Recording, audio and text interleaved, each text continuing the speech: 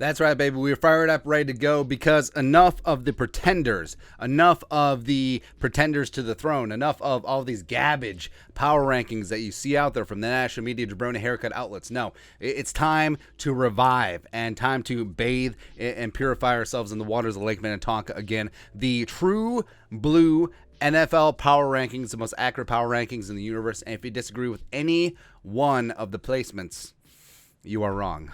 How does that feel? So starting off at the bottom, I think we know. So we got the crooked Chicago Bears at 32. Now this setup may look empty because we usually do like change in position, wins and losses, whatever. But the Bears, I think it's a fait accompli that the Bears are going to be picking number 1 overall in this year's draft. And do they take another Ohio State quarterback? I don't know. But Justin Fields, I feel bad for him, man. Like, he needs perfect protection. He needs weapons, and he's got neither. Like, the Bears' offense went completely backwards. The defense, they're probably going to get rid of Robert Quinn. They're going to completely start over. Ryan Poles and Matt Eberflus, the IKEA toilet. Get out of here. Get out of here, man. 31. I think we know. Yes, the greasy, grimy Green Bay Packers. I wanted to put them at 32, but that's just how bad the Bears are. But the Packers, everyone's talking about, the Packers are going to be a top 5 team. Is Aaron Rodgers going to be 3-time NFL MVP? All that after losing Devonta Adams, who now we can say is one of the best wide receivers in the National Football League. So you're going to replace him with some duct tape, a couple rookie receivers, and Sammy Watkins. That's the plan, huh? But the defense is going to be so good. Okay. Just trying to recreate Georgia's defense 2.0. I mean, you got Jair Alexander, yes. Respect to Devondre Campbell, the former Gopher. And Kenny Clark is still a bad dude, but okay. Congratulations on your great defense. Good. Hey, your defense was fantastic beating the Niners, even though the Niners didn't score an offensive touchdown. Whatever. Don't care. Hey, yeah, good luck with all that. Trying to win every single game 3-0. Awesome. 30. Got the Giants. Even though I like and respect Brian Daboll, Daniel Jones just is not it. Even though they have some pieces, not so much. Thibodeau, though. 29. So the Panthers are just straight up booty. And Matt Rule with his $97 million contract or $55,000 billion, whatever it is.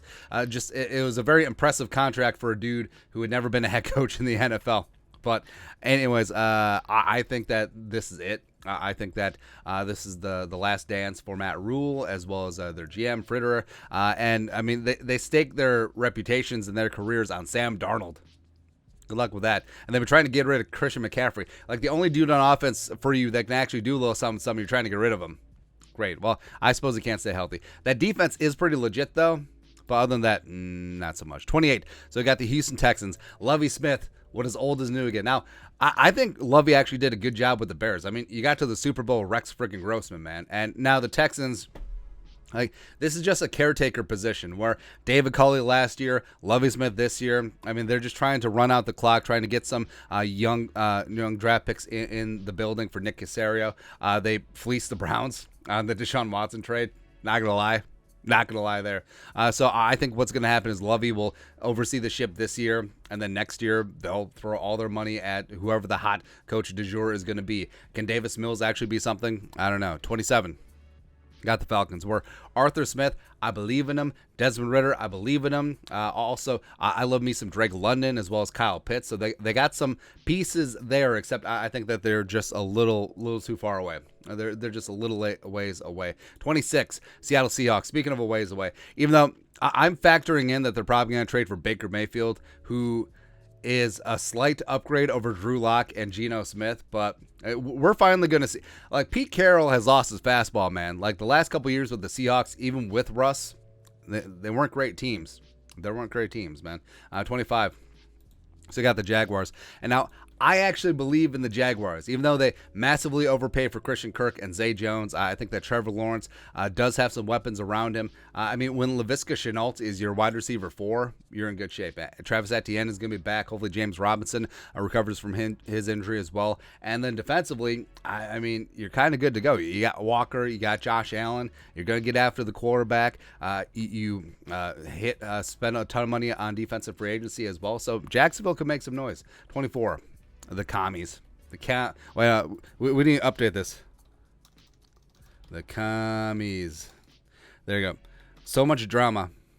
Why would we put a comma?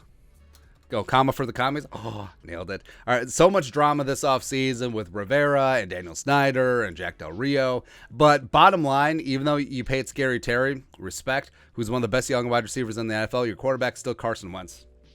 I mean, you were in the division when Wentz is with the Eagles, and you saw him twice a year, how bad he was outside of 2017, where he played at MVP level. So, even though you got all the pieces in the world on defense, you had some nice pieces on offense, but this ain't going to be it. This is not going to be it. I think Washington, actually, can we put them lower? Yeah, we're going to do that. We're going to do this on the fly.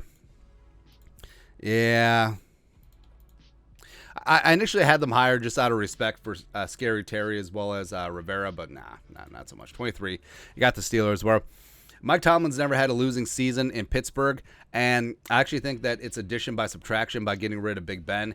But I don't know. I mean, is Kenny Pickett going to be that guy right away? Is he going to have some rookie growing pains? Sure. So might be a tough season in the Steel City. Next up. Technical difficulties. 22, the Lions. Ooh, I love Dan Campbell. I respect Brad Holmes. The whole trade with Jamison Williams will be tied to that forever. But they have some pieces, man. If they could actually just get a quarterback, because Jared Goff ain't it. But Amon-Ra St. Brown is a stud. Penny Sewell is a stud. I like what they got going on defense. And Dan Campbell, I like his energy and attitude, man. So Lions could actually do something. 21, Jets, Jets. So the Jets have just brought in so much young talent from the last couple of drafts. I do believe in Rob Salah as a leader of men, and I think that Zach Wilson can get his ish together in year 2. 20, you got the Dolphins, where so you got Jalen Waddle, and then you trade for and you paid for Tyreek Hill, and you got Terron Armstead, but Tua's still your quarterback. It's going to be tough. Now, can Tua grow and flourish? Can he be that guy that we saw at Alabama, or is he just is what he is at this point? Don't know. 19 Colts. So now you went from the corpse of Phillip Rivers to 1 year of Carson Wentz, who was so bad that Jim Irsay was even apologizing for it. He was like, yeah, that was bad. And now you have the corpse of Matt Ryan. I don't know. I like Frank Reich, but unless you're handing the ball off to Jonathan Taylor Thomas 50 times a game, I don't know how the Colts are going to win. 18, you got the Browns.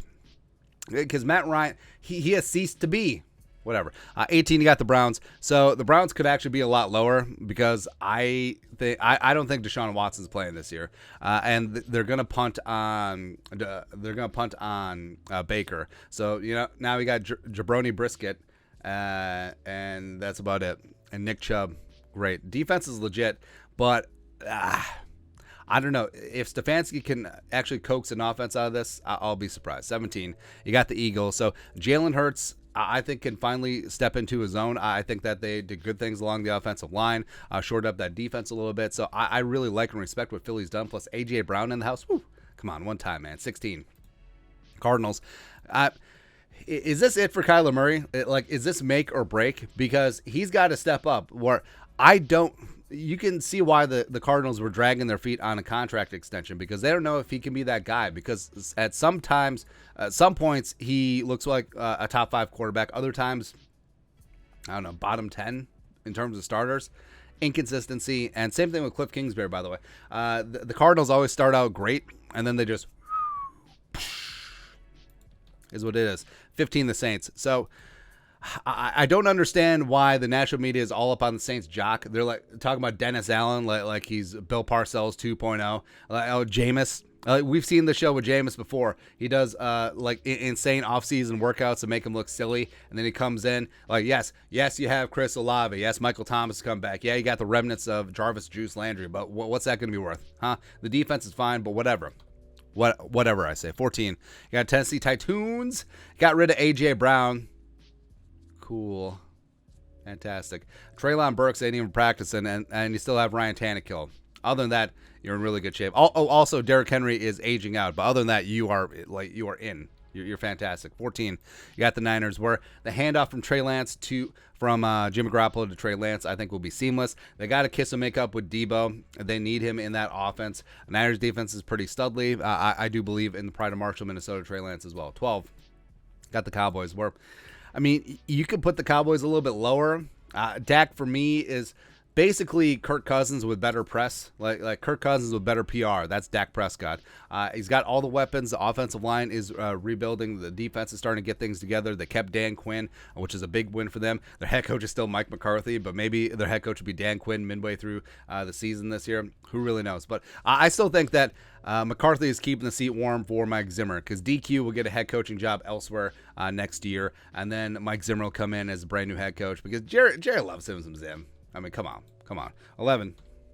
Got the Raiders. Now, I don't believe in Derek Carr, but they got Devontae Adams. They got the remnants of Chandler Jones. They kept Max Crosby, and I think the Raiders, man, even in a tough-ass division, I think the Raiders are going to be pretty damn solid, even though they are the fourth of 4 AFC West teams in our rankings. Number 10, you got the Patriots. Mac Jones coming in with another year of experience. Belichick, I don't think he's ready to go silently into that good night. I like what the Patriots did in the draft and free agency, and you just can't count Belichick out. Number 9, you got the Ravens, so they got rid of Hollywood Brown. Like that's your big move. Like everyone's complains that Lamar doesn't have any wide receivers, and then you get rid of Marquise, who Lamar was actually tight with. But I don't know. If you extend Lamar, you have to continue to be all in on his type of offense. Can Rashad Bateman step up and be that wide receiver 1? I think that he can. Defensively, they're going to be good to go, and they'll always be tough because they're the Ravens. 8. Got the Bengals, if the Bengals had like one scintilla of competent offensive line play, they win the Super Bowl last year, man. I mean, if Joe Burrow had an extra 1 second or even half a second on that final play, he hits Jamar on that 9 route and they win. It's kind of crazy, but I'm worried that they'll never get back again because the AFC is tough.